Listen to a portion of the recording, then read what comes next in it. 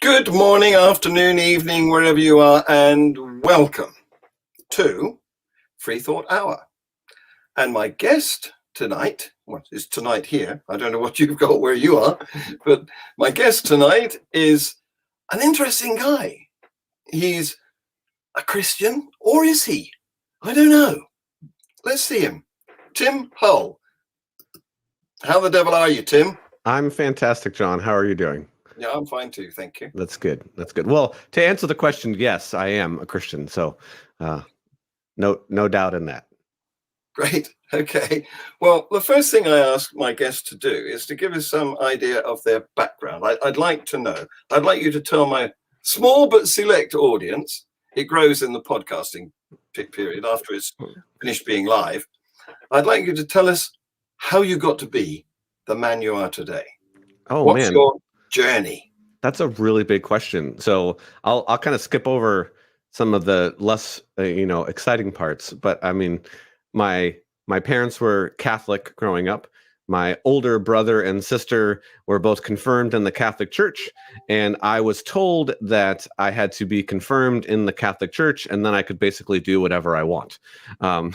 So that was a really interesting start to my faith journey. And but I'm the youngest of three kids, so there is a large gap between my brother and myself. There's 8 years between us, and there's 14 years between my sister and myself. So I was largely felt like an only child. But I would say that I became a Christian when I was 12, accepted Jesus at a camp. And really, that kind of kicked off a life of ministry. I felt from a very early calling that I was called to be in ministry and called to continue to help people know who Jesus was. And part of that was I was always a little bit of a black sheep, if you will. I was always a little bit of an outsider, and church was a place that I imagined would be welcoming with open arms, because that's what I experienced when I read the Gospels of who Jesus was. And unfortunately, my journey, both in my adult life, in ministry, professionally, didn't really turn out that way. So there was a good deal of time. There was about 10 years of my, post high school life that I was working in ministry, but felt a lot of real rejection. And also I had lots of real rejection. So there's sometimes you can feel rejected, but you really aren't rejected. And then sometimes there really is true rejection. So I experienced both of those. Part of the things that shaped me was when I was 18, I was on tour with a Christian band. It was a production company that you had to try out for, and there's a big long application that you had to do, and you had to go through this whole process of auditioning, and then I got accepted, and I went on tour with this band, and it was supposed to be a year-long commitment, and about halfway through, the drummer and female vocalist in our group decided to get engaged and quit, and they went home. So instead of finding new people to replace them and go back out on tour, they just sent all of us home. Well, that was devastating. I mean, that was, when you plan your whole life for the next year of what you're going to do, this is supposed to be a catalyst event in my career, that you get off tour, and there's a lot of other people that were on that tour that had gone on to be professional musicians and gone on to do other tours, really cut things short, and was extremely detrimental. I then got hired at a church shortly after that as an audio engineer. So I was working part-time at the church. Well, I worked there for 3 years, and unbeknownst to me, I did something that was morally wrong, but didn't think that it was a fireable offense. I think everybody has some of those things that they're, either you don't know, you're just ignorant. I was, in my, I'd say I was like in my early 20s at that time, and just didn't realize that what I did was that wrong. And it was a complete ignorance thing. It wasn't like, I tried to get away with it and I just didn't. It was like, I didn't even know that was wrong. And so that hurt a lot. To kind of be rejected by the church and, kind of lose my employment and not feel like that I was again accepted. So that was a little bit of a, kind of like, what am I going to do? What's going on? Again, a few years later, I got hired at another church, and that was a really good experience. That's where I met my wife. So that was, had some really great friends. Yeah, go ahead. These are Roman Catholic churches, aren't they?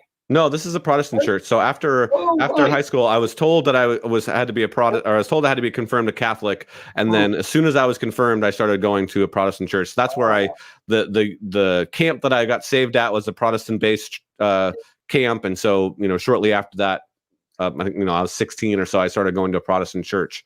So which flavor? Which denomination? It was a Baptist denomination, but it kind of functioned a lot more like a non-denominational. I mean, it was part of the what's called the Converge network. It wasn't a Southern Baptist church, but it was just, so it was loosely associated with what's called the Converge network. And then the second church that I worked at was completely non-denominational, had no ties to a larger, denominational body. So independent. Yeah, completely independent. Independent, but Protestant flavored. Right. Yeah. Yeah. And again, a great church. I mean, I met my wife at that church. We got married. I mean, some of my best man, I think, is still employed there. He still leads worship on a fairly regular basis, at that church. And this was, 2005. I got hired there.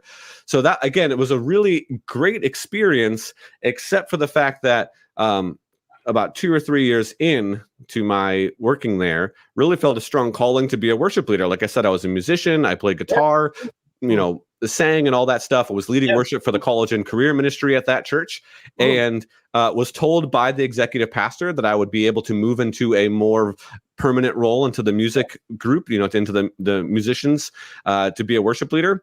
And about 6 months after that, they ended up hiring me a boss. They hired a new worship leader, and I didn't know that you were even looking. I didn't know they were accepting applications. I didn't know any of that was happening. They essentially hired me a boss. Again, devastating. They didn't mean to specifically hurt me, but it was still a significant rejection from where I was sitting. And then shortly after that, the recession hit, and we were told that, hey, we are not going to let anybody go. You guys are like family. We love you. We would rather get rid of ministry dollars than get rid of staff dollars, because you're the real, kind of moving force of this whole entire thing. And I was like, wow, that's really awesome. That was in January. And then in May, I got a phone call. I was taking a day off from work. I got a phone call to get up and come into the office. And I kind of was like, do I really need to? I'm like, I'm taking a vacation day today. Like, I really would rather not come in. And they're like, well, it's kind of important. Can you come in? I was like, all right. So I got up, took a shower, and, headed to church. It was about a mile down the road from where I lived, and went in and had this meeting and left without a job. They said, we're laying off 5 people. And since we hired this new worship leader person, he has some of the skills that you have, so we don't need you anymore. So see you later. So that was really devastating, and that started my what I would consider my deconstruction process. And again, there's lots of other kind of emotional things, what I would call emotional abuse. That's not a clinical term, but things as I'm looking back on them and kind of talking to other people and realizing more about what happened in my life, that's how I would categorize it. And started to really question, like, does God even exist? Does Jesus love me? Like, why would he want me? These people that claim they love Jesus, that are in the church, that are supposed to be the progenitors of this message of hope, obviously don't care about me at all, seeing as they're so easily willing to just kind of cast me out and say goodbye, don't come back to this church or whatnot. And that's really what happened. I mean, when I was let go at the second church, due to budgetary constraints, they were largely like, you're not welcome here. And I was like, what? Again, it was very strange and very eye-opening in that sense. So that kind of started my journey. I was managing a concert venue and got a chance to kind of rub shoulders with a number of bands, and it was a college town. So I got to, talk to a lot of college students, and ended up, forming a relationship with a pastor friend of mine, where I was just taking him a lot of these questions and just saying, how do I answer some of these questions? And he would really poke and prod me and give me some resources, and was really, doubting whether or not Christianity was true and what church was supposed to look like, because it didn't seem like it looked like the church. I mean, again, as a guy that was in music and in part of the production team, I valued high production quality. I valued lights, but then when I would look at what we're really spending money on, it's like when that thing hits you in the face and you're like, wait a second, if I had to go back and sell all the gear that I just bought over the last year so I could stay on at this church, I would do that. I did that based on the condition that I would, that I was worth more than the gear that we bought, you know what I mean? And that didn't seem like it was true. So, yeah. So that started a long journey, basically, of me kind of starting to really question my faith and trying to find some answers. So. And are you still doing that? Because your YouTube channel is called Dealing with Deconstruction, isn't it? Yeah. So I have a YouTube channel. I'll put that on the screen. Cool. And go and visit Tim's Dealing with Deconstruction channel on YouTube. So it seems to me that you're maybe still questioning and looking at how to proceed. Is that the case? I mean, well, I think deconstruction is obviously a bit of a thing if you've got to deal with it, isn't it? Yeah. So I think number one, as Christians, we should always be kind of seeking and searching and continuing to ask questions and find answers. That's part of the journey of the big word called sanctification, which is continuing to move closer and be more like Jesus. Even the book of Jude says, be merciful to those who doubt. We have, John the Baptist, being somebody that doubted, he sent a message off to Jesus and said, are you the Messiah? Are you the one that we should be expecting? Or are there other ones? So he clearly wasn't certain. So I think doubt is kind of part of the human condition. And as a Christian, I'm always continuing to look at answers, look for, the questions that I have about reality. And I think there are some things that are, again, largely settled. And I would use that term to say, I think there are few things that are certain just in general in life, but I think that they're settled in the sense that I've heard arguments on both sides. I've seen evidence on both sides and have come down on the side of Christianity. But I think there are lots of other questions that I either haven't looked into that are, ancillary or secondary that I'm always continuing to search for and look for different answers and have conversations with people about the different topics or ideas that could be out there. But I think we should always be open-minded to arguments and evidence. And so my channel, that the words dealing with deconstruction kind of have two meanings. Number one, it is that for those that are in the process of dealing with deconstruction, they're currently unpacking some of those significant questions about, is Christianity true? Does God exist? Did Jesus raise from the dead? How do we worship? What is ecclesiology? What is church supposed to look like? A lot of those things are, politically, or is another big thing. Like I'm confused because Christians are voting for Trump and seeing like they're on the right, the Republican side, but some of those things seem to rub me the wrong way. And so they're asking some of those questions. So in that sense, the channel is for those who are dealing with deconstruction.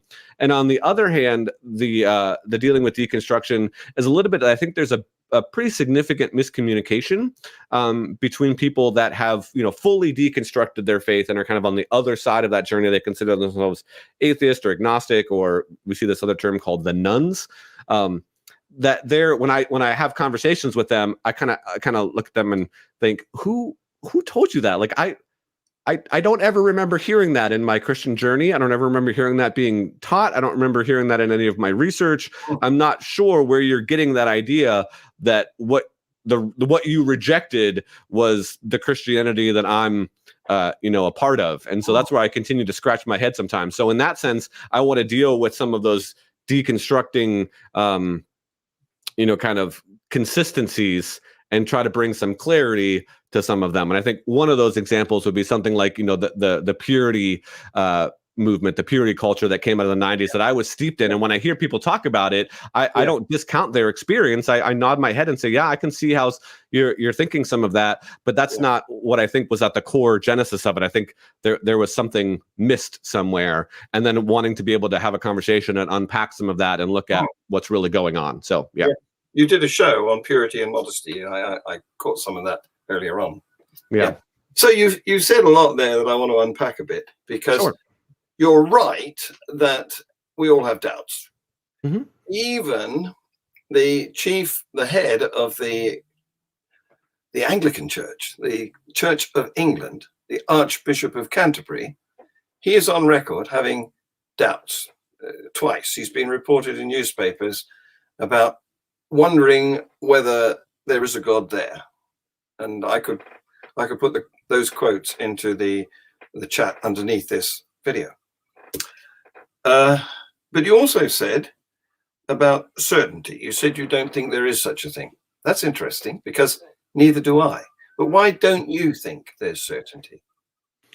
Well, I don't think that there are some propositions that aren't certain, and there are other things that we can be fairly certain about. And so I did a show a couple of weeks ago on, certainty versus evidence. And I think sometimes, again, it gets confused You know, when people hear when people hear a Christian talk and they're confident in what they're saying, it can get confused for this person is certain and there's no way around it. They're not open-minded at all. They are certain and they're, kind of closed to evidence. And I don't know if that's always true. I think that they may have researched the topic to such an extent that they've heard other objections and they're just not fazed by those.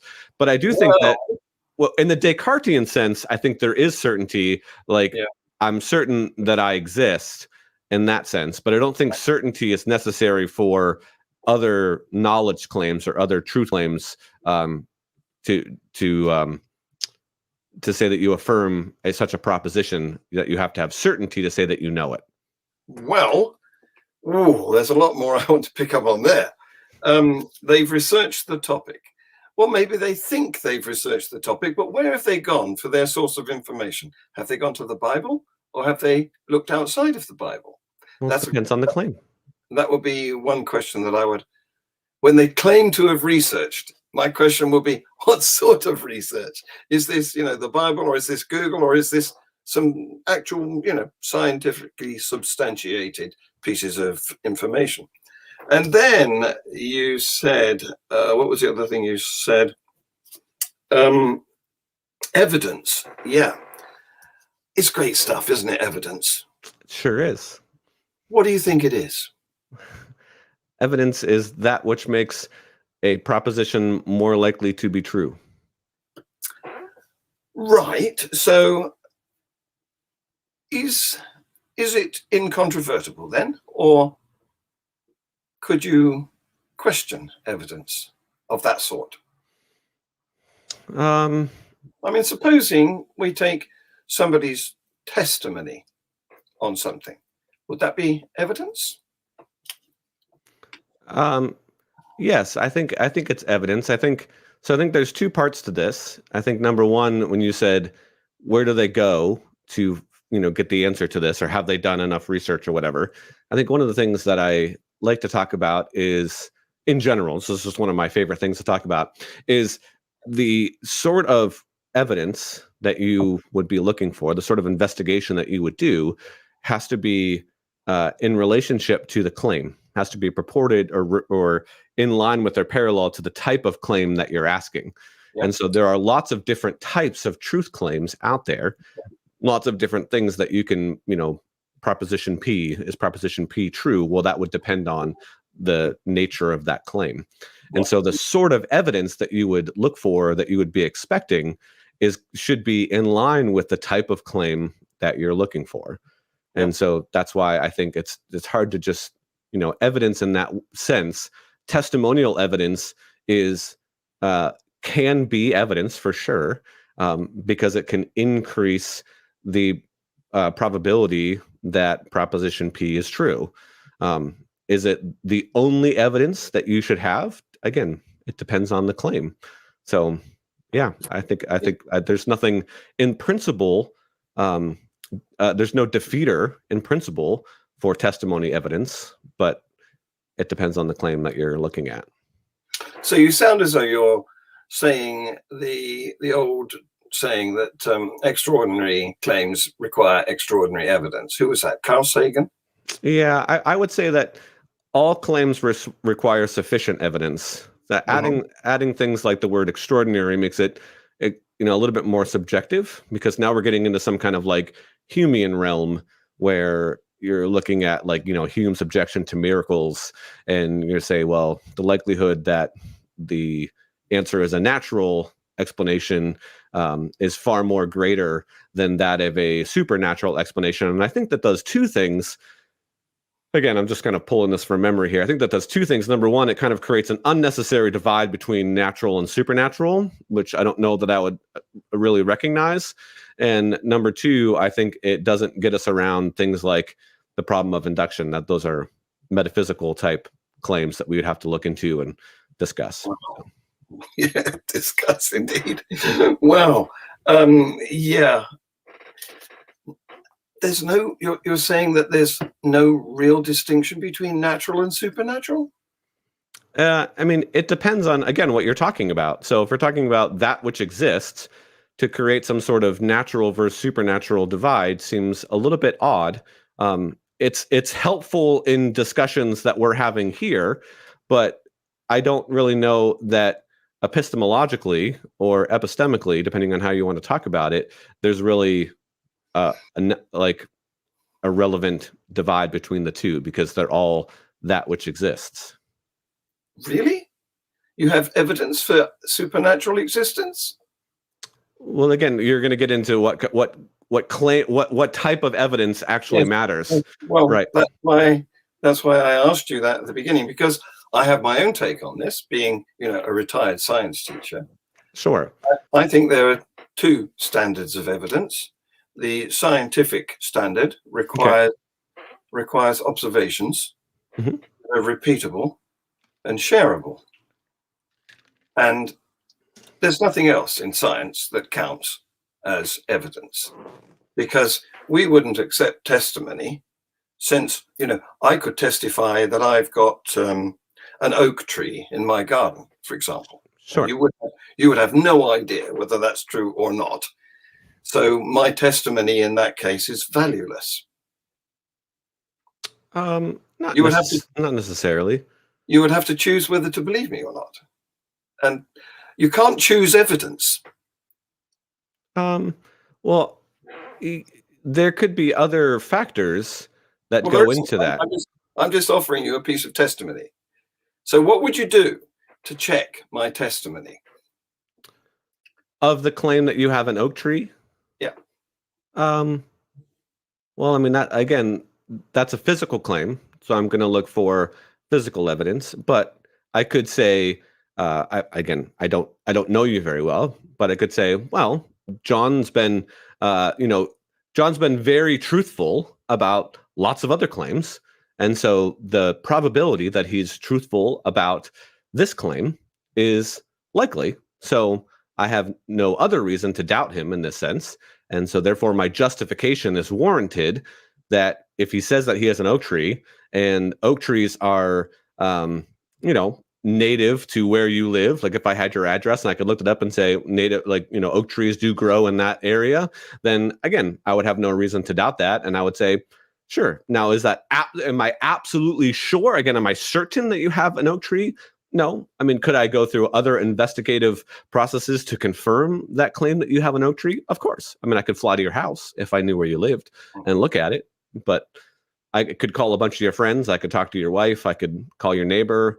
I could do all sorts of things that would, increase the probability that you have an oak tree in your front yard. Yeah. I could also say I have a palm tree in my garden. I don't have a front garden, by the way. It's just a pavement. But I have a back garden, and I could say I have a palm tree in my garden. How would you feel about that? But I really want to go on, because you said that, let's see if I can get this right. You would accept testimony on a past track record of truthfulness. Well, I said that it would increase the probability that it's the case. And you also seem to be happy with evidence which might be flaky, I mean, scientists are not happy with evidence that is flaky, because that's opinion. And the reason that you and I can have this conversation now using technology, which is derived from scientific discoveries, is because there's a very high probability of the scientific discoveries being a good model for reality. If they were flaky, if they were uncertain, like, whether I've got an oak tree or a palm tree in the garden, we would never have developed computers, satellites, communication systems. Okay. So that's a different sort of evidence. Mm-hmm. I'm saying that it's a different type of claim. Sure. Well, it depends, doesn't it? I mean, if you'd asked my father whether we could be doing this, he's long dead. But if you'd asked him, he would have thought that was a magical claim. Well, so beyond his experience. Sure, but we're talking about what's justified given the evidence. What's reasonable given the evidence? Do we have warrant for something? And Mhm. again, like, I don't think that it seems like what you're doing is you're setting up this dichotomy between a scientific worldview or a scientific methodology and the religious methodology. And again, Well, you can correct me if I'm wrong and say, well, this scientific methodology outweighs or is better than your religious methodology. So you should get rid of your religious methodology and just use the scientific methodology. Is that generally where you're going? you're putting a lot of words into my mouth there. No, I'm just clarifying because Okay. Well, I started out by saying there are a number of different standards of evidence, and then I outlined scientific standard of evidence, Mhm. and it's bloody good. There's a helicopter on Mars. It's that good. Well, But for scientific claims, yes, it's great. It's awesome. I love it. I I wouldn't. didn't I didn't get to go on and say there's also historic evidence. There's Mhm. different standards for history, Mhm. and standards for history do not depend upon the repeatability and shareability of observations. They depend on multiple contemporary corresponding accounts, corroborating rather than corresponding accounts of historical events and just circumstances. Now, Sure. that's entirely different from scientific evidence. It depends mostly on the written world, the written word, and human created artifacts. Sure. Okay, Yeah. so that's a different standard of evidence. Right. But I'm saying that ideally, evidence should be something that is incontrovertible. You don't want to base your life on potential misinformation. You want to be scrupulous about selecting your evidence. I mean, for example, I can tell you now that I don't have an oak tree in the garden, but I do have a palm tree. Okay. That's unusual for this part of the world. Anyway, let's take a look at some of these questions that people are showing up to us here. Here's one. Frank Lovell, he's in Kentucky. He says, one does not have to know something to claim to know something. That's interesting, isn't it? Well, again, when I was using "no" as capital, I was talking about certainty. So the again, this may not have been you, but I remember having a conversation with somebody on the board, on the Unbelievable board, which is where you and I met, Yeah. where somebody would claim that you have to be certain in order to claim knowledge of something, and I That don't. was me. I wouldn't claim that Right. because there's nothing certain, as we agreed before. And the reason there's nothing certain is because the universe is entirely in motion. And so today is different from yesterday and will be different. It will be different again tomorrow. And so everything is relative. It's all relative. One object is relative to another, and they've both been moving. So there is no yardstick against which to base anything, because there's no permanent location. So what I'm saying is that really, if you're going to base a belief system, which in the case of some adherents could end up causing life or death, although you can't be absolutely certain, you should be pretty damn close. And this is what science does. We can't eliminate the possibility that tomorrow something will be discovered that turns upside down our previous understanding of how the universe works. We can't eliminate that. So what we have in science is very high probability that's not yet been falsified. And the longer it's not been falsified, probably the closer it is to being correct. But we can't claim that. Sure. But however, there are people who they believe in religious doctrines to such an extent that they will either go and commit suicide, they will die for them, suicide bombers, for example, or they will actually go out and kill for them, because that's what they think their God wants them to do, because these people are not one of the right group of believers, So I'm saying that I'm not either of those, by the way. So No, indeed. I'm sure you're not. No. I could tell you a little anecdote here, because about a year ago, no, longer, about 18 months ago, before lockdown, I was invited to go and speak, to debate a Muslim, a lecturer at Manchester University. And I was happy to go and do that. And you can see that the video of that debate is on my channel. But the young men, the young Islamic men who looked after me, and they met me, they drove me, they got me a hotel overnight, and so on and so forth. And after the debate, we were in the car, they were driving me to their hotel. So it was a small car, and there was a driver, there was me in the front, and two other Muslim young men in the back. And one of them said, what was the best thing and what was the best part of the experience for you? And I said, not getting macheted. Because there had been recently some horrible instances of fundamentalist Muslims macheteing people. And we all had a laugh because they knew I was joking. Right. But it, very often underneath a joke, there's an element of truth, isn't there? There's a bit of truth in the bottom of some humor. So where was I going with that? I was saying that if you're going to base your life on some belief system, really, you should be pretty damn sure that it's correct and not the wrong one. Because, of course, you could be in the wrong one, couldn't you? If you'd been born in Saudi Arabia, you wouldn't be here telling me you're a Christian. No, you could too. So, yeah. I'm sorry? I said you could as well. I could have been born in Saudi Arabia, indeed. And I, too, would have been forced, indoctrinated to become a Muslim. And once you're in that belief system, that faith, it's very difficult to get out, because the punishment for apostasy is death, especially in theocratic states like Saudi Arabia, for example. So this is where I'm coming from. And this is where the fact that the Archbishop of Canterbury, even him, has doubts, fills me with despair, because he's leading a group of people, many of whom are convinced that, he is the nearest thing on earth to their God and would follow him anywhere. And that's not good for humanity.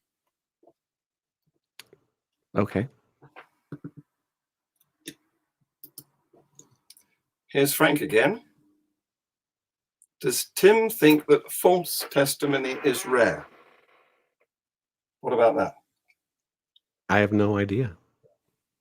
I mean, again, it's one of those things where I do think false testimony happens. Yeah. But there are, I mean, again, people lie. It's possible, but yeah. I don't know. I don't know where he's going with that. So, yeah. Well, I think we see it every day. I mean, I think that advertisements on the television do not tell the whole truth, because, of course, they have an ulterior motive. They want to sell us their products. And but I know not telling the whole truth is not the same thing as false. No? No. Of course not. Those are two different things. I find that hard to believe.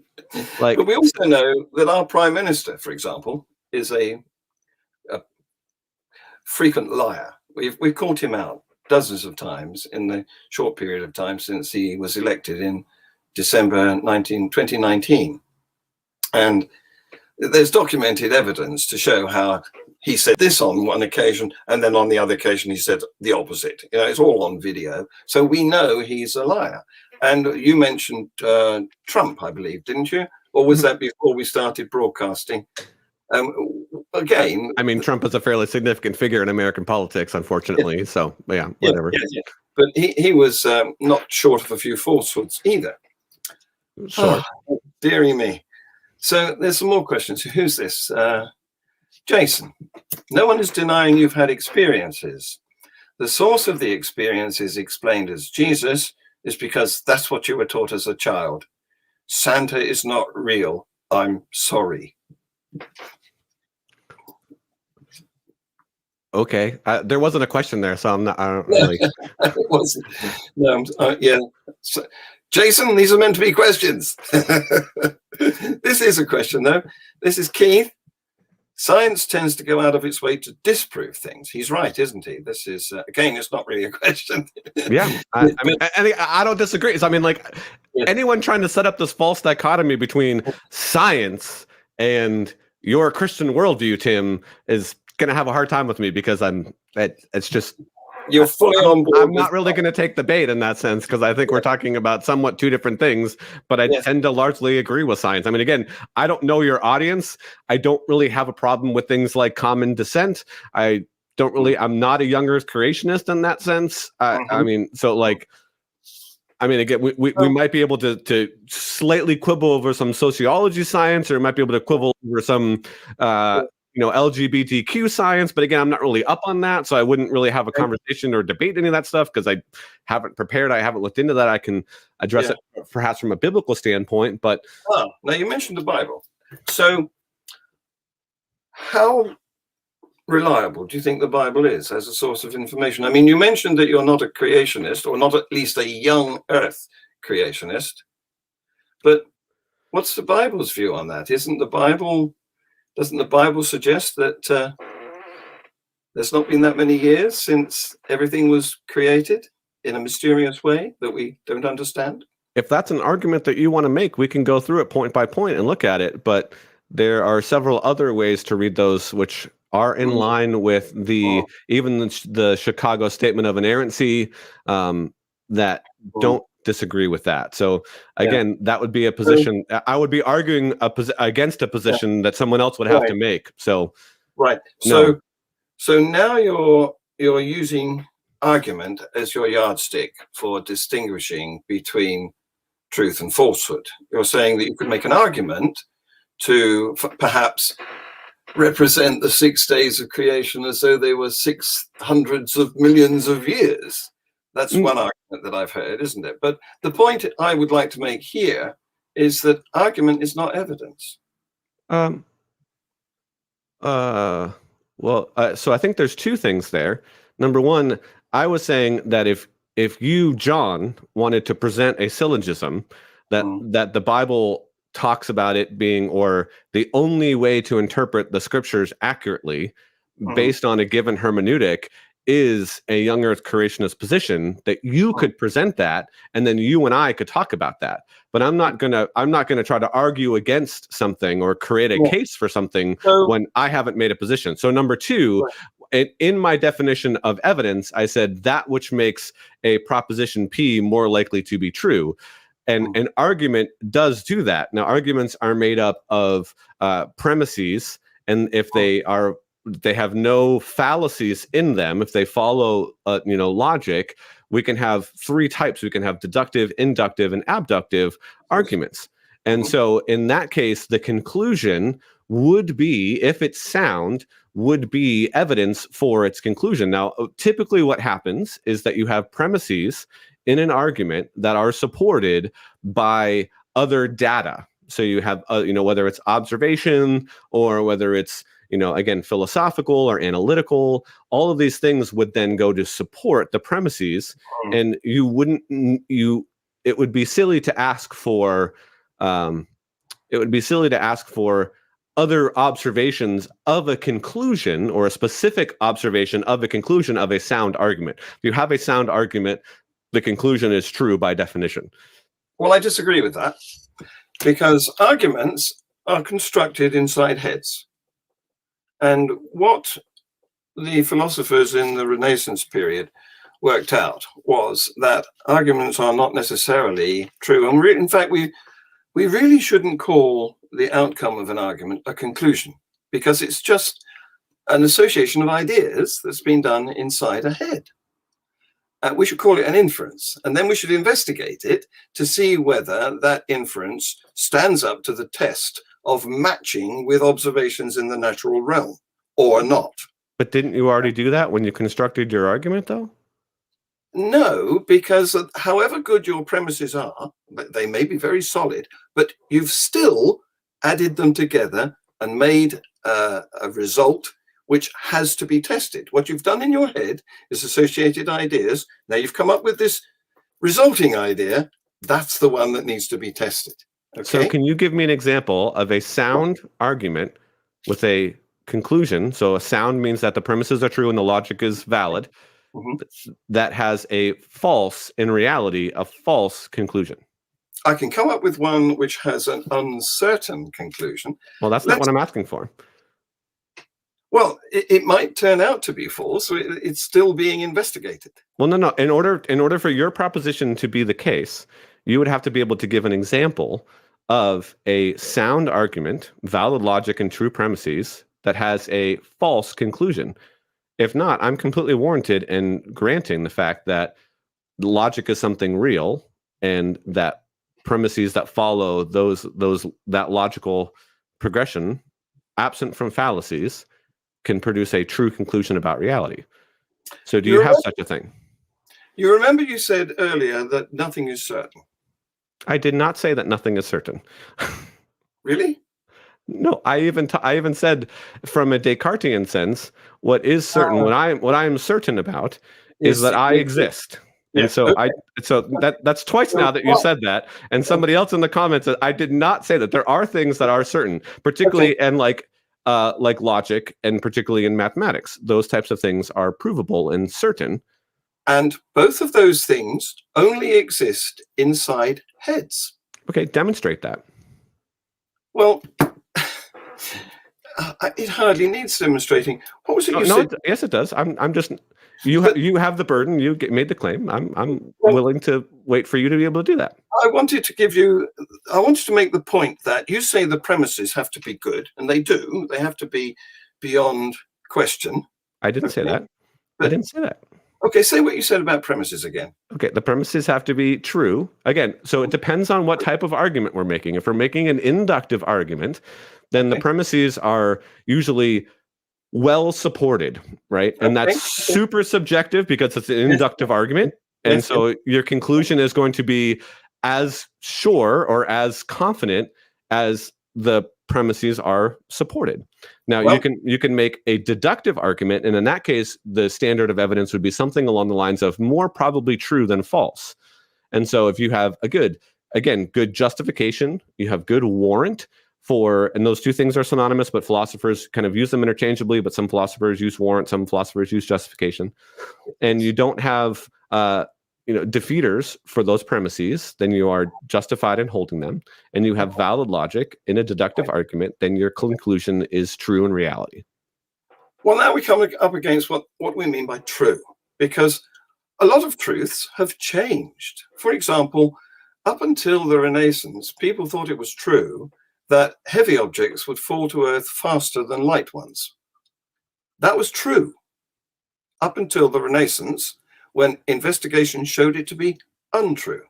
So you're saying that the laws of physics changed around the Renaissance? John, I love how you say it, because I almost repeated exactly what you said, but I would say Renaissance, and you said Renaissance, and so I almost I'm not English, I'm American, but I almost just parroted what you said.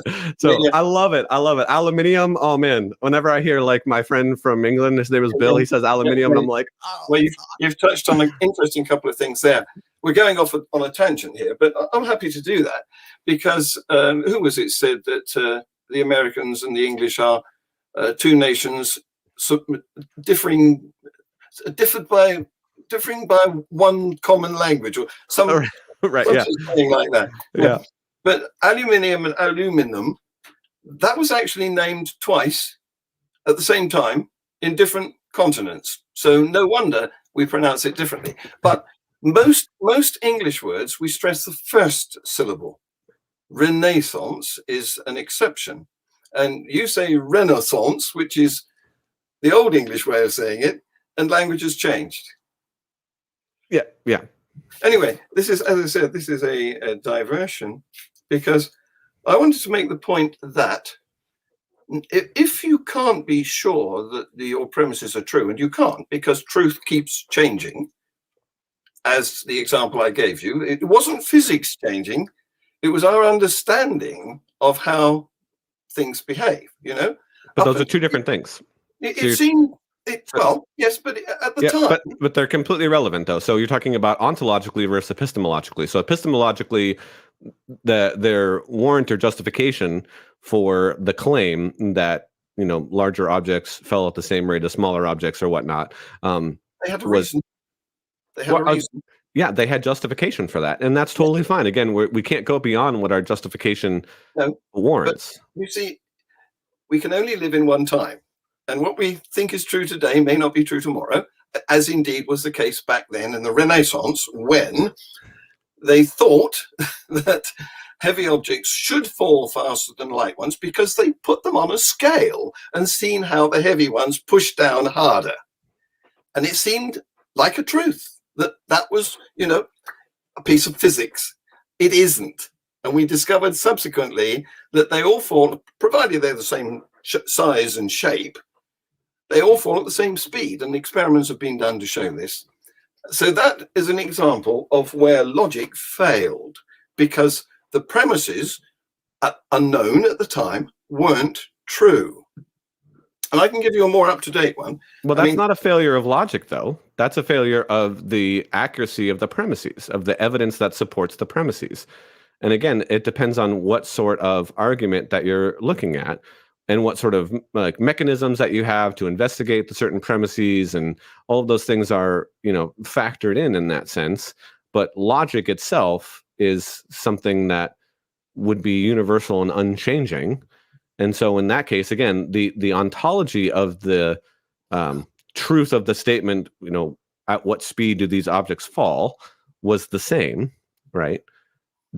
Before and after they figured out and added different mechanisms on there to justify their premises. So my point is that as a tool, logic cannot be relied upon, because there is no way of discovering until in the future, when something has been falsified, that the premises were true. Now, I can give you a more up-to-date example of the application of a logical argument. For example, we can make a very strong case that there's intelligent life elsewhere. We can do this because we know how old the universe is. It's not a young Earth creationism length of time. And we know how many suns there are, stars, the sun is a star, right. And we know how many planets there are in an estimate, Yeah. And so it is phenomenally improbable for that syllogism, if you like, of actual facts, that there is no intellectual life elsewhere. Do we count that as true? No, you count it as provisionally true. No, we don't. No. There's a probability in there. You can say, based on the evidence, based on our priors, based on what we know about the universe, you raise or lower the probability based on the evidence that you have. That's totally fine. I mean, I watched an entire debate this morning with Trent Doherty, who's a Catholic, about a religious epistemology, and he was debating Tom Jump, if anyone's familiar with Tom Jump, but he was saying the same thing, that we're trying to use some sort of Bayesian, that again, Bayesians can be interpreted in several different ways. I'm not a Bayesian expert, but what he was saying as far as the proper religious epistemology was something along the lines of what we do for science.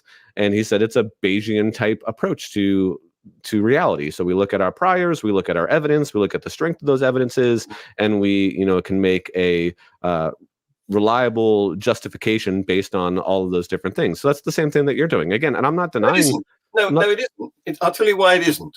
It's because we know how to test the Frank, what's his name? Drake equation that makes the argument that there is intelligent life elsewhere. We know how to test it. And we do so by observing. We're listening out for signals. And sure. that's not what you're claiming you can do by your justification method.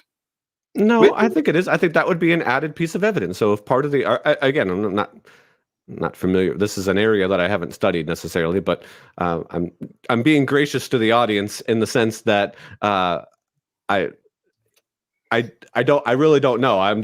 We're talking methodology, so I'm discussing the methodology, not the specifics. So forgive me if I'm misquoting the evidence. But if you had something along the lines of, it's probable based on, life and on other planets is probable based on X, Y, and Z, then that would be an inductive type of argument, and new evidence would be able to be presented, and you would be fine. It wouldn't be a deductive argument in that case. And so again, or you could do something that's abductive and say the best explanation, given the data that we have, is there is no life on other planets, or there is life on other planets based on what you're doing. So that's not a knock on logic. You are employing logic in nearly every single thing that you're saying.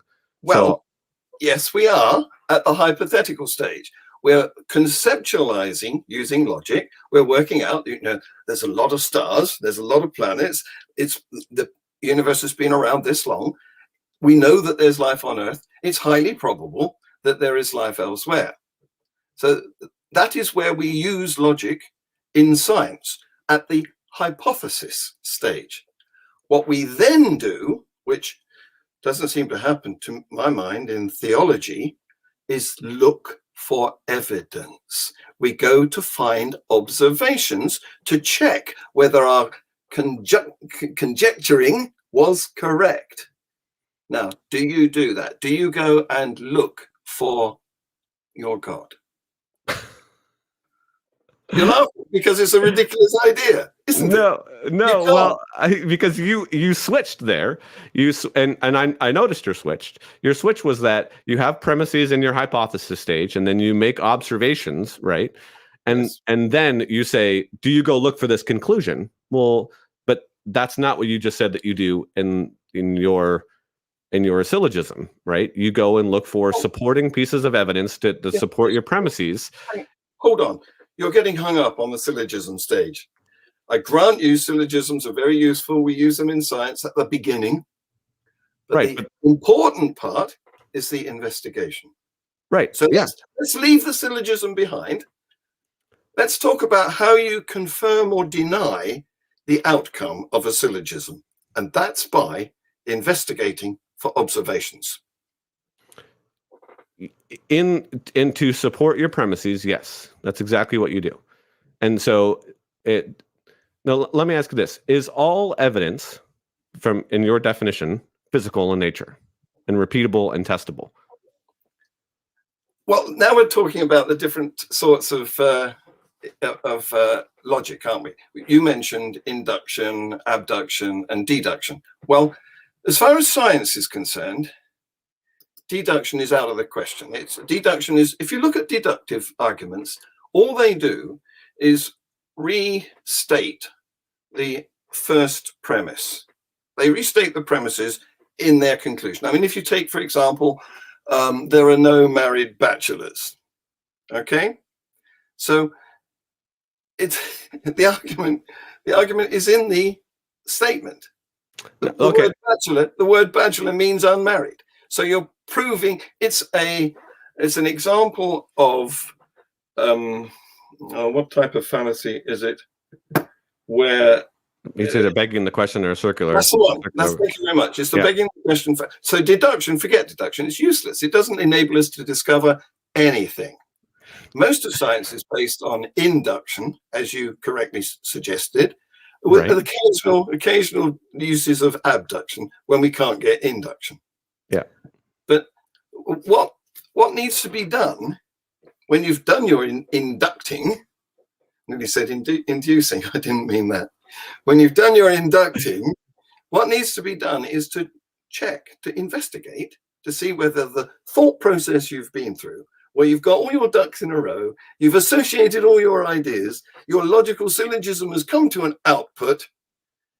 Now you start the science and you investigate to see if you can observe confirming or denying phenomena in the universe.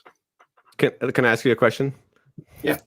Okay. So my question would be two things. I'll ask it two different ways, I guess. So how many bachelors do you have to interview in order to conclude that none of them are married? Well, you don't, because the very word bachelor, which we have defined, we've made up this word because it's very useful to be able to describe men who are not married. And it's in the just definition that's what it means. 100% from 1 to 100. It doesn't matter the number. It's not a probability thing. Right. So going out and doing an inductive type. This is one of the few examples of a certainty, and it's because it's fabricated. It's in our heads. But the only certainties we've got are in the conceptual realm, like maths, where we can imagine that pi is an actual number. It isn't. Okay. Again, so you made a statement about, can you see your God, right? And I didn't say can you see your God. Yeah, you asked me if observations. There's other ways of observing than seeing. Okay, so when I use seeing, I mean observation, because again, there are lots of different ways to observe in that sense. Yes. So in the same way that you don't need to go out and have an inductive process to know whether or not a bachelor is married, or how many, you don't have to interview a series of bachelors in order to know that they're not married. Because we've made the word up to mean not married. Yes. Well, so do we go down to like the Wittgenstein philosophy of language route, or do we not? So that's the big question here.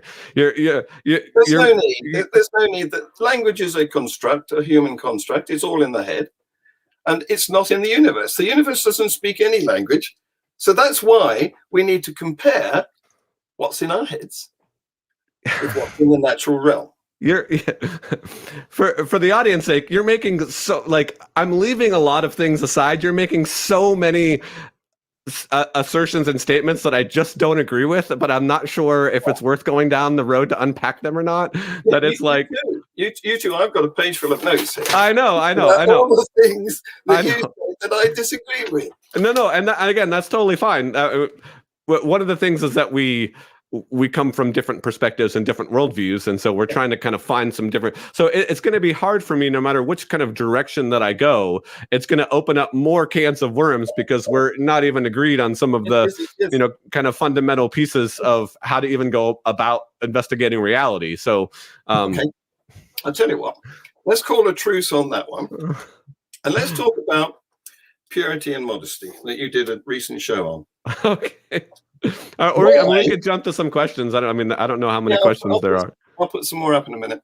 Why, can you tell me, Tim, why are religions so obsessed with sex? It's a reasonable question.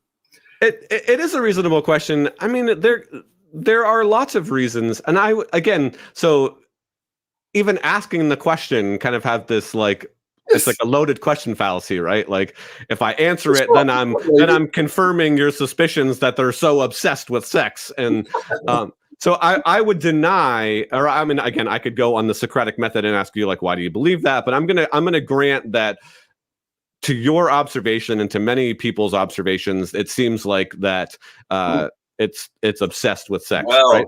I mean, the evidence is huge, isn't it? I mean, circumcision, virginity. Well, circumcision it has nothing to do with sex per se. It has something to do with genitalia, which are related to sex, but it's not necessarily directly connected to sex. I mean, you can be circumcised and never have sex and never talk about that thing again. So, but it is, as you say, it's an obsession with the genitals. It's my favorite little saying is, why do clergy want to stick their noses into our genitalia? I don't think they do. And again, I don't think they do. I mean, one of the things that I try to do on my show, and I'm hoping that this comes across with your audience, is I'm not combative in that sense. And I do think that I'm trying to look for common ground in places that we have common ground and that we can continue to dialogue with. And that's totally fine. So I hope you don't feel that I'm combative. I'm just trying to No. I'm trying to analyze the way you think. Right. No, and that's fine. And again, and that's why I'm just kind of leaving a lot of things aside. So depending on the questions or people, I'm just kind of prefacing this. I had a conversation with Joshua Swamidas, who wrote a book about Adam and Eve, and he and I had a great conversation. It was almost 2 hours long about the American church versus the traditional church and kind of what are some of the different pieces. And I really put on my, I played my role well. I was the white evangelical male Christian and tried to push back on a lot of his ideas just to get the conversation going, because we tended to agree on a lot of different areas. And so yeah, I mean, what I don't want people to come away with is that I'm sort of like some kind of like super strict young earth creationist fundamentalist type Christian person. So and you have not set me up like that at all, but I'm just leaving a lot of things aside. So to kind of answer your question, I'll agree with the premise, and I agree that it's important, but I would say it's important in the sense that I think it's something that the culture is analogously obsessed with. Can we at least grant that there seems to be a lot of emphasis on sex and sexuality in our culture currently? Particularly amongst the religious. The religious are the most disapproving of various sexual practices and various forms of dress. And it's not just Christianity. Of course, the Muslim religion is even more, what should we say, prurient. And so being a non-religious person, I'm wondering, we see all of this, as you said, I'm wondering what it's got to do with actually believing in a God who created the universe. Where's the connection? Well, I mean, again, but do you grant that we see, and we've seen over the last, say, 70 or so years, an increase in emphasis on sexuality and sexual identity in the culture broadly, even outside of religious circles? I think it's the opposite. I think it depends where you are, of course. I mean, you wouldn't have noticed any change in Iraq. Oh, yeah, you would have done, actually, because it used to be quite westernized 50 years ago, or Iran or Afghanistan. Very much in those fundamentalist theocracies, you would have noticed barely any change, because if you commit adultery and you're a woman, you get stoned to death. So that solidifies, that causes the ongoing culture to become concrete, I would have thought. So I'm not sure whether I agree with you about your notification, your suggestion that there's been a lot of change. In fact, in Western society, we've become more and more liberal. In fact, I think it's 40% of children in this country, this is UK, are born out of wedlock now, because who needs a piece of paper to have babies? Well, you've demonstrated my point. Thank you. So if we're looking at, say, advertisements, if we're looking at entertainment from the 1950s, and we're looking at entertainment now, there is far more sexualization now than there was back in the 50s, which you at least in the West. So I'm talking about America, I'm talking about the UK. I'm not sure about the Middle East. I'm not sure about China. I'm not adding Russia into my observations here. I don't look at Russia advertisements. I don't think I've ever watched a Russian movie. I've never watched an African movie per se. I don't know if they have something like that in Hollywood. That just shows how non-cultured I may be, and people can leave me comments. But I'm talking about Western society. There's Nollywood and Bollywood. Right. If you can grant me that over in our two contexts, that we've grown in our sexual freedoms over the last 60 years, then I can continue my topic. If you can't, then we can talk about that for a second. But well, go ahead. I mean, I've got a few more minutes. We've actually run over the time that I scheduled for this show, but if you're willing to go on, I am. Well, I'm just trying to answer your question. So, in similar ways, when we look back at church history, the church often responds to kind of some predominant questions that are going on in the culture, particularly when it comes to things like Arianism, or particularly when it comes to church splits or how we worship or iconography or those kinds of things. The church has to kind of solidify some of its views on a response to the dominant questions of society. So that's not new. That's not something. Why does it have to solidify its views? Why does it have to stick its noses into our genitalia? What's that got to do with worshipping a creator deity? Well, I'm getting there, but I'll create an analogy as best I can between science. I mean, science is answering questions that largely people are at the current time are asking. So when we're trying to get to the moon, you could say, well, why don't we try to get to the moon 20 years later or 20 years earlier? Well, because it was just one of those things that it builds on what's already there. It builds on the dominant view of cosmology or the science couldn't get you there. It was the same thing with planes and technology. So it's asking, What's the way you're going with this? all I'm saying is that's what we in nearly every discipline, that tends to be what happens, right? It's what gets funding. A lot of times you don't have, you see jumps in scientific research when there's government funding or just even private funding. People like Elon Musk are wanting to do something. We want to get to Mars. We want to do a SpaceX program. We want to land on the moon. More resources are then diverted to that specific thing because it's somewhat a reaction to what's going on in the culture. And so I think that's generally normal. So what I'm saying is I'm creating an analogy and saying Christianity or religions in general, Christianity specifically, does something similar. So you're not asked, like the Middle Eastern Jew in the first century wasn't asking, how do I navigate morally the internet? So we don't have an answer to that question specifically in Scripture. Now, we are asking that question now. How do I morally navigate the internet? How do I interact in chat rooms? How do I interact, online, doing live sessions? That's not something that a first century Jew was asking.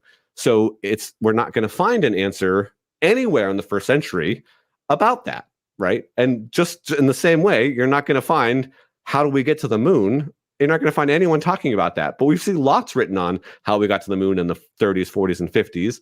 And we're seeing lots now, lots of blogs, lots of books, lots of articles in the last 30 years about how to interact online. So what I'm saying is... You've lost me completely here, Tim. I'm wondering, you're talking about the moon, and I've got going through my head, what's his view about the hijab or the burqa? Right. So what I'm saying is that I think there was a movement towards sexual liberty, if you will. And in some sense, the church reacted to some of that sexual liberty. So that's why we're seeing more and more teachings on some of those things. We're seeing more and more content about some of that things.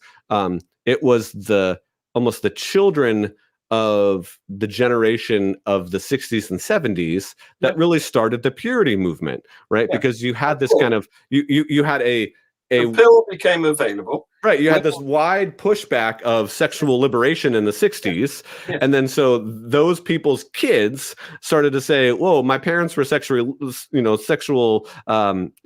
had a sexual revolution at that time. This seems to be going against some of the principles and teachings in Scripture. So we're going to create this system and all of these rules, as people often do, and churches sometimes do, to combat some of those things, right? We're going to combat this onslaught of sexual liberty with the opposite extreme of the sexual purity movement or whatever. And so that's why you see a large push in that area. Now, okay, if you're gonna ask kind of globally, like, why would the God of the universe care, where you stick your junk? Well, yes.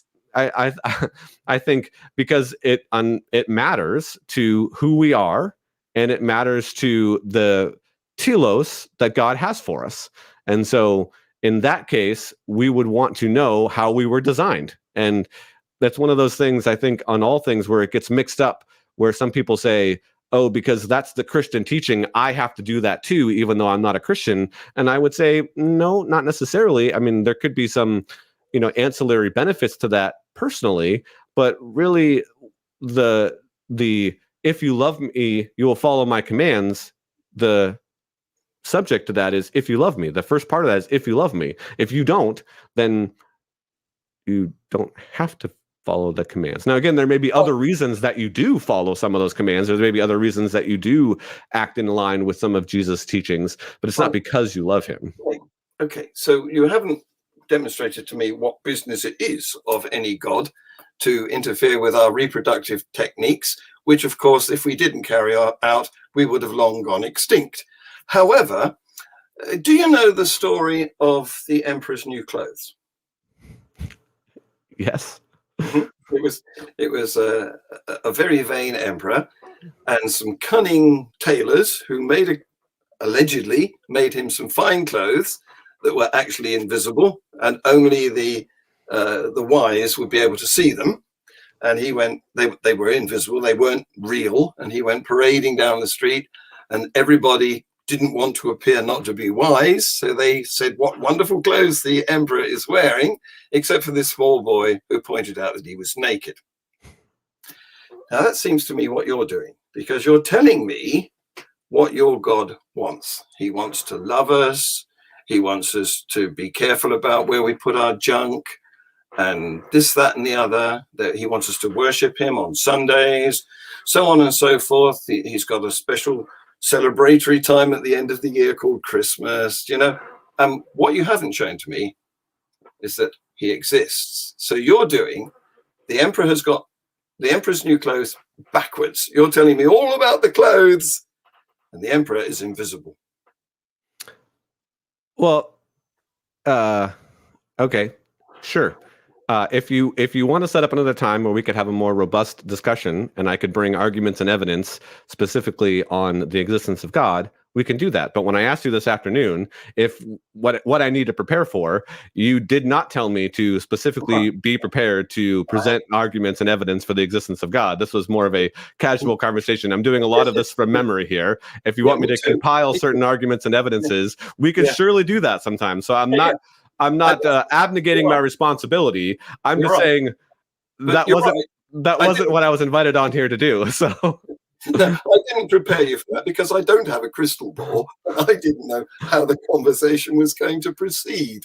Right. Well, and again, but I think one of my again, for the audience sake, I think it's important that we'd have to establish some sort of epistemological groundwork before we can then move forward to even looking at some of those things like arguments and evidence. You and I didn't even agree on the definition of evidence. So if you say, bring your evidence, and I bring something that I consider evidence, and you're like, well, that's not evidence at all. Well, then it wouldn't have mattered. So, so that's why I'm purposely refraining from going down several rabbit trails and explaining the reasons that I believe that God exists, the warrant that I have, and for you to say, well, that's not evidence at all. And I can say, okay, because I think it's interesting, and I will point this out. I think it's interesting that, and I heard you say this on your show with the former Jehovah's Witness, that you are an atheist in the sense that you find no reason to believe that God exists. Is that a fair characterization of your position? My position is that nobody has ever been able to produce anything to substantiate their claim that there is a creator deity that I should worship. Okay. Yeah. So in that same definition, a Christian fideist could share your definition of atheism in that sense, because they would see that there is no reason to believe either. They just do. They don't have any justification or warrant for that. So it seems like that there's a problem with your definition of atheism in that sense, that a Christian fideist could share that same definition. That's not my definition of atheism. It's my definition of my position. Okay, well then they would share your position then, which is strange. That of a non-believer. The trouble with atheism, and we could spend another hour talking about that. The trouble with the word atheism is it means different things to different people. A lot of some Christians, probably some Muslims, some religious people consider atheism to be an ideology. It isn't. And they think that atheists are purposeless and immoral and God-hating. That's not true. So that's why I personally don't like the label atheism, and I call myself a non-believer to avoid all that mud throwing, you know. But even strong atheists who do label themselves atheists, like Richard Dawkins, he recognizes that there is a scale. It's not just a polar position. There's a range from believing to not believing. And if you put theism at one end, then the opposite of it would be atheism, which is a derivative of theism with the prefix a put in front to mean without. In other words, it's unlike theism. So whereas theism can be an ideology, atheism isn't, because it's not a theism. That's what the A means. And he recognizes that, he calls it a 7-point scale. That's the Dawkins 7-point scale. I'm familiar. Yeah. And he calls himself a 6.9 because, of course, as we agreed earlier, there's no certainty. I didn't agree to that. You keep saying that. So would you agree Again, for a point of agreement, because I like trying to find places where we can agree. That's one of the reasons that I'm like, I largely agree with the scientific method. I'm not and I just say largely because we may find some points of disagreement somewhere in there. I don't know. I'm just hedging my bets in that sense because we haven't had a discussion. But what I'm saying is, can you grant that if somebody, so thought experiment here, if somebody was a 7, right, on your scale, there are people right, yeah. So we'll just imagine somebody, Bob, whatever. Bob's a great guy, but he's an atheist. Okay, so Bob says there is no God. He's a 7 on Dawkins scale. Do you think that has other implications to positions that he could hold consistently without contradiction? I don't see any connection between one's position regarding the claim that there is a God and anything else in the universe. I see no connection. Okay, interesting. Why should there be a connection? I mean, it's like saying, I don't like sugar in my coffee, therefore I must prefer pink. It's a non sequitur. So you're telling me that the person that believes that God does not exist could also believe consistently that a deity guided evolution? Well, I can't disprove the claim that a deity guided evolution. No. We're talking about Bob, who's a 7 on the scale. Yes. Bob says there is no God, 0 God. You're telling me that Bob can also believe consistently that a deity directed evolution. In Bob's case, it's difficult for me to speak for Bob, but in his case, that would probably be very difficult for him. Okay, so there are implications to a 7 on the scale of atheism. They cannot consistently hold at least that one position, perhaps others. Okay, yeah. I don't see what it's got to do with a lot of the other things we've discussed. Well, okay, so I'll connect the dots, right? So acknowledging that there is a good chance that if someone holds their worldview consistently, that A would entail or at least imply that you couldn't consistently hold these two views, right, together and hold this view over here and this view over here is not illogical for someone to say, if you are an X, this is a likely thing that you will believe, or this is something that is not able for you to hold consistently. Right? Well, in the case of Bob, who's an extremist, and I do not support his view, then you can probably make that connection that he wouldn't be comfortable. He wouldn't be able to accept that it's possible that a God guided evolution.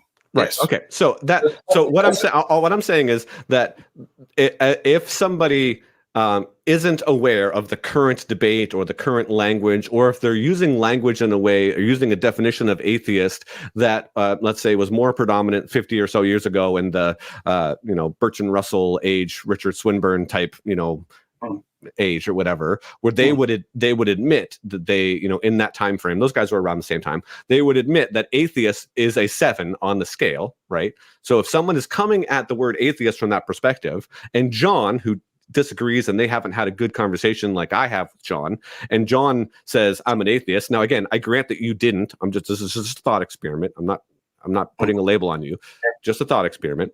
If you said, I'm an atheist, right, in casual conversation, and they interpreted that as saying he's a 7 on this scale, right, there would be some inferences that they could start with at least. Now, again, well, I think it's far better to have conversations. I think it's far better to unpack somebody's view. I think it's far better to not assume some of those things. And sometimes we do that. And I wish we didn't do that, right? Just like how some people say, oh, you're a Christian that you believe in young earth creationism. And I'm like, no. Let's talk about that. Can I respond to what you've just said? Sure. Because the trouble is you go through so much stuff, I can't grasp hold of it in the interim. So I don't know whether Russell would have called himself an atheist. So we'll leave him out of this because he he was pointing to the impossibility of denying a teapot orbiting, was it Jupiter? Saturn.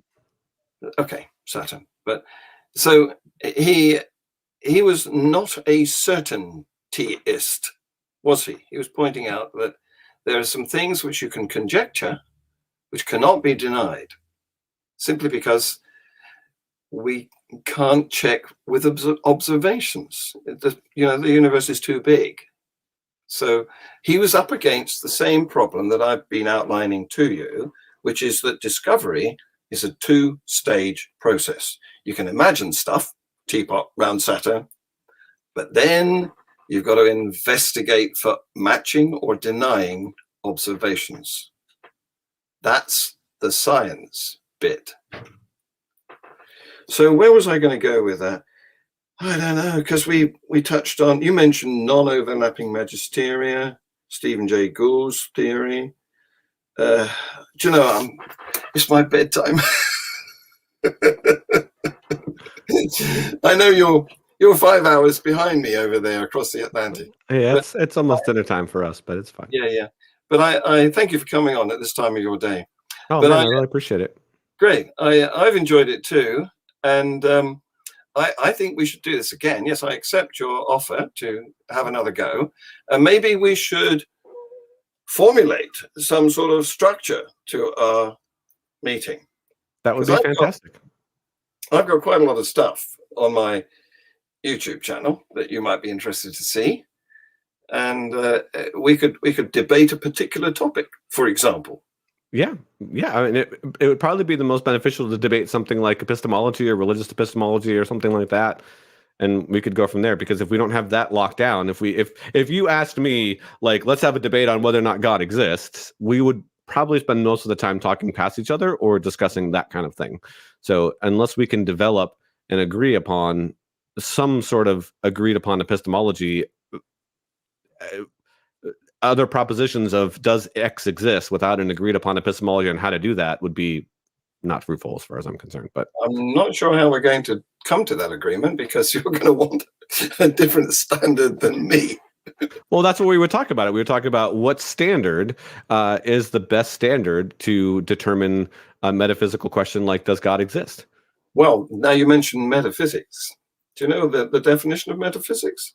Well, it's beyond physics in that sense, but that's the strict definition. But typically metaphysics would be defined something as first principles, cause and effect, what is ultimate reality, all those things. Yeah, I'm going to put it in the, as I say, it's bedtime here. But so I'm going to put a definition of metaphysics from the dictionary into the chat underneath this show.